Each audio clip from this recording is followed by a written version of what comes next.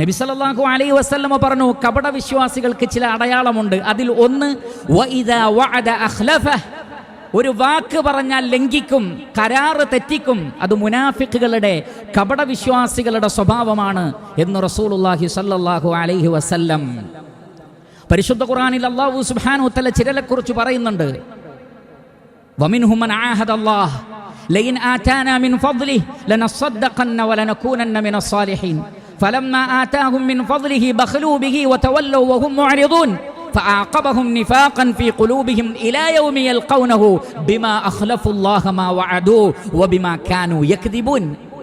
ചിലർ പറഞ്ഞു, അള്ളാഹു ഞങ്ങൾക്ക് ധനം തന്നാൽ ഞങ്ങൾ സദഖ ചെയ്യും, ഞങ്ങൾ നല്ലവരായി തീരും. അള്ളാഹു പണം കൊടുത്തു, ലാഭം കൊടുത്തു, അപ്പോഴോ അവരതാ പിശുക്കന്മാരായി മാറി. ആദ്യം പറഞ്ഞതൊക്കെ മറന്നു, പിശുക്കന്മാരായി. അള്ളാഹു സുബ്ഹാനഹു വ തആല പറയുകയാണ്, ഫഅഅഖബഹും നിഫാഖൻ ഫീ ഖുലൂബിഹിം, അവരുടെ ഹൃദയത്തിൽ അള്ളാഹു കാപട്യം ഇട്ടുകൊടുക്കും. എപ്പോൾ വരെ? ഖിയാമത്ത് നാൾ വരെ. ഇലാ യൗമി യൽഖൗനഹു. എന്താ കാരണം? ബിമാ അഖ്ലഫുല്ലാഹ മാ വഅദൂഹു, അള്ളാഹുവിനോട് ഒരു കരാറ് പറഞ്ഞിട്ട് ലംഘിച്ചതാണ് കാരണം. വബിമാ കാനൂ യക്ദിബൂൻ, അവർ കളവ് പറഞ്ഞു എന്നതാണ് കാരണം. കളവ് പറയൽ, കരാറ് ലംഘനം ഹൃദയത്തിൽ കാപട്യം വന്നു ചേരാൻ കാരണമായി തീരും.